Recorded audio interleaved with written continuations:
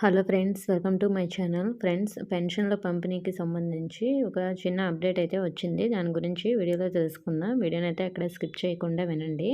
అలాగే పెన్షన్ల పంపిణీకి మనకి కొత్త పరికరాలు వచ్చాయితే అవి కూడా ఈ వీడియోలో చూపిస్తాను. ఫ్రెండ్స్, ఈ ప్రభుత్వం మనకి సామాజిక పెన్షన్ల పంపిణీలో ఆధునిక యంత్రాలను ఉపయోగించనుంది. సామాజిక పెన్షన్ల పంపిణీలో అవకతవకలకు ఆస్కారం లేకుండా కీలక నిర్ణయం అయితే తీసుకోవడం జరిగింది. అక్రమాలకు చెక్ పెట్టేందుకు L1RT పరికరాలను మనకి కొనుగోలు చేశారు. వచ్చే ఏప్రిల్ నుంచి లబ్ధిదారులకు కొత్తగా యంత్రాలతో బయోమెట్రిక్ తీసుకొని పెన్షన్ అయితే అందజేయనున్నారు. సో మరి ఈ పరికరాలు ఎలా ఉన్నాయో మీకు వీడియోలో చూపిస్తున్నాను కదా, చూడండి. సో వీటి ద్వారా అయితే మనకి పెన్షన్ల పంపిణీ అనేది ఏప్రిల్ 1 నుంచి జరుగుతుంది. సో ఇవి కొత్తగా అయితే గవర్నమెంట్ అయితే అందరికీ సచివాలయానికి పంపించడం జరిగింది.